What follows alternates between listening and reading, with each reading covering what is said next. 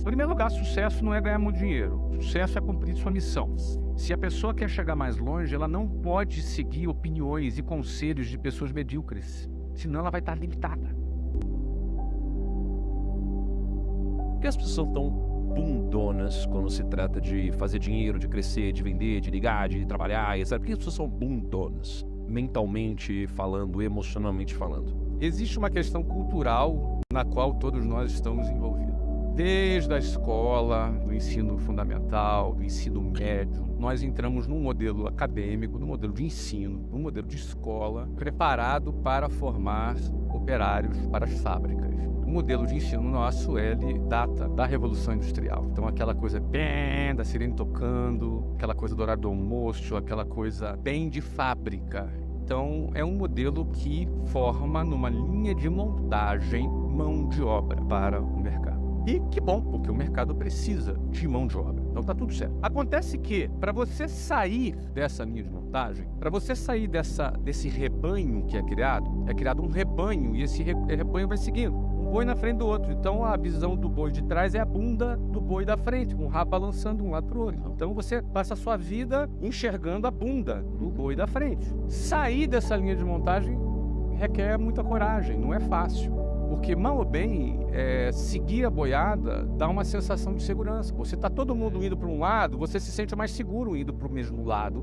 quando, na verdade, você deveria justamente para o outro lado. Por que as pessoas se sentem mais seguras indo para um lado onde todos estão indo? Porque é o sentimento de manada, é o sentimento que você tem, que você é parte de uma massa. As pessoas gostam de fazer parte de um coletivo.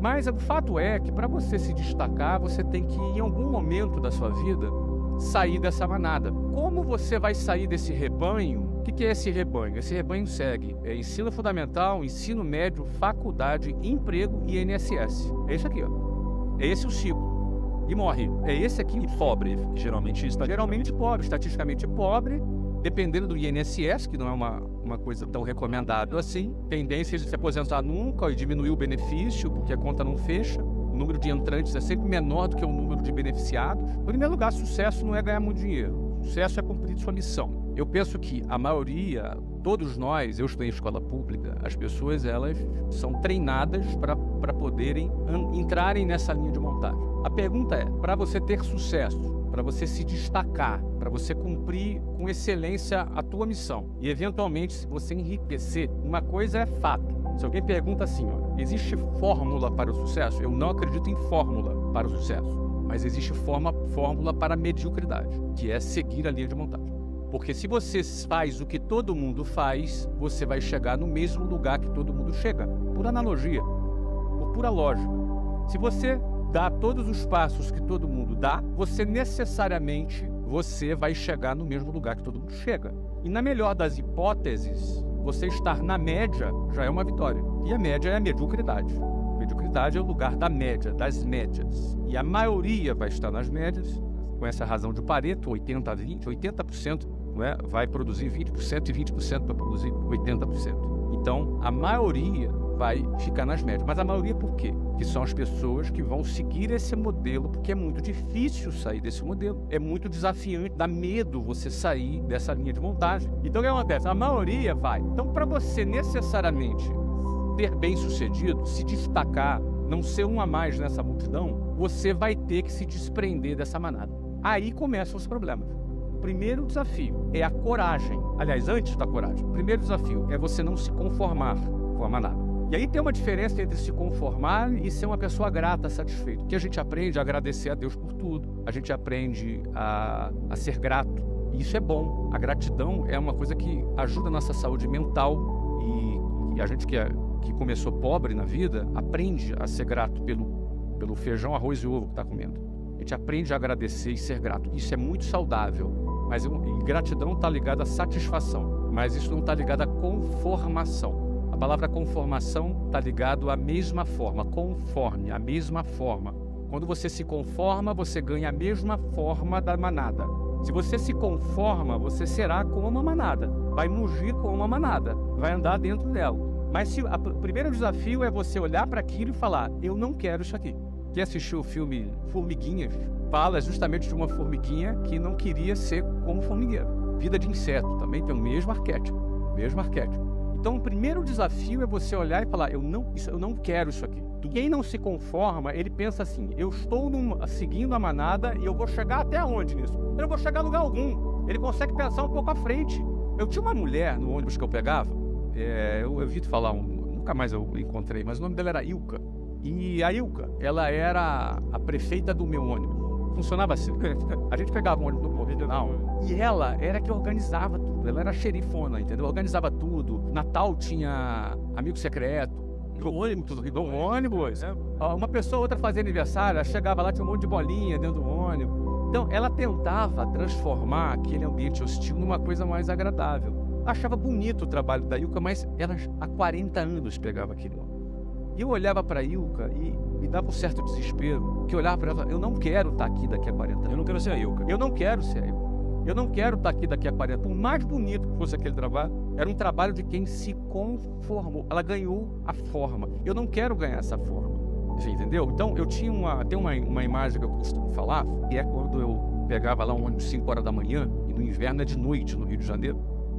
Como é um pouquinho mais frio do lado de fora, e você tem ali 8 pessoas por metro quadrado respirando no mesmo lugar, ficava bafo, que embaçava todos os vidros. Então eu lembro que em situações como essa, eu ficava ali de frente para uma janela, do lado de fora escuro, e a gente passava a mão ali no vidro, com aquela baba, né? Aquele vapor d'água ali, que era resultado da nossa respiração, a gente passava ali e eu ficava olhando para o meu reflexo no espelho. E eu me via naquela situação. E eu me recordo bem de falar, cara, eu vou sair daqui. Eu não quero ficar aqui. Aqui não é o meu lugar. Então, eu acho que o primeiro ponto é você dar um basta para você não se conformar com aquilo. A primeira coisa, esse é o primeiro ponto. Porque a gente acaba se acostumando na nossa vida e tolerando determinadas coisas. Eu acredito que todos são capazes. Eu acredito que a inteligência, o cérebro humano, ele é muito capaz. Só que ele é condicionável.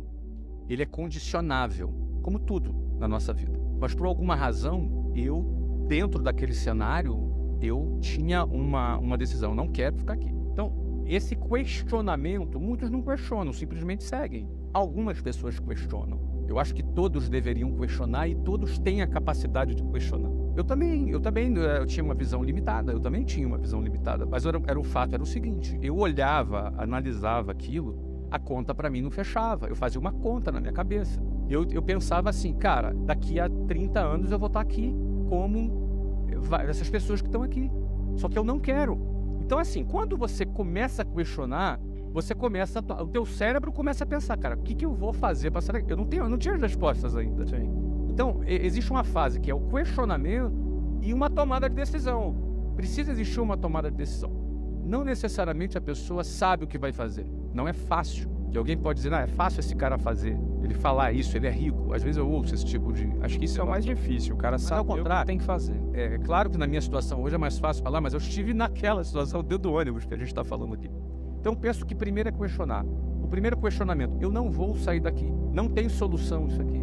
Daqui a 30 anos eu vou estar aqui. É isso que eu quero para minha vida? Não. Se é não, eu tenho que sair daquele ciclo. Pensando que você decidiu sair, você vai fazer o quê? Tu vai começar a pensar em soluções. E eventualmente você vai achar alguma solução. Eventualmente você vai achar alguma solução. Não, tem garantia de nada aqui. Mas a garantia é o seguinte, se você não questionar, é garantido que você vai ficar lá dentro pro resto da vida. É garantido. Bom, então você tem que sair daquilo e pensar em sair. Aí quando você toma uma decisão de sair daquela situação, você vai ter que enfrentar uma outra situação que você mencionou, os amigos. Porque a decisão de sair da manada, os primeiros metros longe da manada, a manada te vê saindo dela. E a manada te julga, te põe medo, te faz terrorismo. Olha só, isso não é por mal. Muitos que estão na manada e vê você saindo, querendo sair da manada, ameaçando a sair da manada, o cara tem medo por você, ele quer o teu bem. Então, o lugar mais seguro dele é a manada. O pai dele estava na manada, a avó dele está na manada, o avô dele na manada, a família, os irmãos, os amigos, todo mundo ali na boiada. Quando o cara ameaça querer dar uma saidinha, as pessoas têm medo. Alguns fazem chacota. Então, assim, o cara que decidiu sair do ônibus, agora ele vai buscar uma outra solução. Porque, vamos lá, para eu ter sucesso, essa é a pergunta. As pessoas são bundonas, não é? Para eu ter sucesso, para eu sair e crescer, eu vou ter que sair da linha de montagem. E na hora que eu sair da linha de montagem, quem convivia comigo vai se incomodar. Uns por preocupação, outros porque prefere dizer que você é um sonhador, um iludido, um bobalhão, acredita, pensa grande demais, é sonhador demais. E as pessoas dão risada. Tem quem torce por você, mas tem medo e quer te proteger. Geralmente a nossa família quer o teu bem, torce por você, mas tem medo de você se frustrar. Talvez ele tenha se frustrado. Agora, o cara que está ali na média, vamos lá, ele questionar. Tem que questionar. Se ele não questionar, daqui a 40 anos ele vai estar lá. Se ele se questionar, aí ele vai poder, ele talvez tenha coragem ou não de sair daquela linha de montagem. Aí começa a funilar. Aí quando ele tem a coragem, ele vai ter que vencer o próximo obstáculo, que é a pressão de familiares, de amigos do seu ciclo de relacionamento. Nós temos a necessidade, o ser humano em geral tem a necessidade de ser aceito pelos seus peers, pelos seus próximos. Então, se você se vê reprovado por todo mundo, é como se seu cérebro pensasse, espera aí, cara, será que tá todo mundo errado e eu tô certo? Você se sente reprovado, você se sente errado. Só que para você sair da boiada, você vai ter que nadar contra a correnteza. Você vai ter que contrariar a opinião da maioria. Você vai ter que ser movido por uma convicção diferente da lógica do status quo no qual você vive. E isso é muito difícil. Eu tinha um vizinho que logo quando eu comecei a vender curso de inglês, porque vamos pro terceiro ponto ali, eu arrumei um emprego para vender curso de inglês. E foi começar a vender curso de inglês. A gente sempre faz uma lista de prospects, de pessoas do nosso relacionamento. E eu também tive essa experiência. E tinha um vizinho, que era um vizinho de porta. Um cara que me viu crescer, me viu criança. E ele era um cara que trabalhava, sei lá, nem sei do que ele trabalhava. Sei que ele trabalhava de gravata. E eu achava, cara, esse cara deve ser importante. Ele trabalha com gravata. Não é? Deve ser um cara importante. E aí eu fui lá falar do inglês para ele. E ele marcou a casa dele, eu fui na casa dele, sentei com ele à mesa, apresentei tudo, cara. Ele deixou apresentar tudo. E o cara fazendo pergunta, se fazendo de interessado. A gente ficou 1 hora conversando. E aí, no final, ele chegou pra mim e falou assim, Flávio, cara, eu não tenho interesse nesse negócio não, mas eu fiquei aqui só pra entender o que você tá fazendo. Deixa eu te falar um negócio. Aí fazia aquela cara de nojo, sabe? Sabe a cara de nojo? Superior, nojo e desprezo, tudo junto. Faz isso não, cara. Isso aí é uma coisa horrorosa. Você é um garoto inteligente. Não faça isso. Você é um garoto inteligente. Isso aí não vai te levar a nada. Isso é uma roubada. Não perde teu tempo com isso. Sai fora. Isso é uma roubada. Cara, ele me jogou um balde de água fria. Eu me senti mal, me senti subestimado. Me senti super mal. Eu hoje vejo que ele era um cara medíocre, limitado, que não arrumou nada na vida. E ele me deu uma opinião do nível dele. Então, se você quer chegar mais longe, pegue as opiniões das pessoas que estão no nível que você quer chegar. Se a pessoa quer chegar mais longe, ela não pode seguir opiniões e conselhos de pessoas medíocres, senão ela vai estar limitada. Esse cara me viu querendo sair da boiada e tentou me segurar na boiada. A vida, todos nós somos conduzidos à morte. E o tempo passa. Eu não tenho mais 20 anos. O tempo passa. E o tempo é escasso. Então eu penso que a vida como um todo, ela cansa. Toda a vida cansa. Estressa. Muita gente fala, mas o empreendedor não cansa, ele estressa. Estressa sim, mas não empreender estressa também. Fracassar estressa mais ainda. A mediocridade e a estagnação estressa mais ainda. Então a vida estressa em qualquer hipótese. A gente tem que escolher qual é o estresse que a gente quer. Se é o estresse do crescimento ou se é o estresse da acomodação.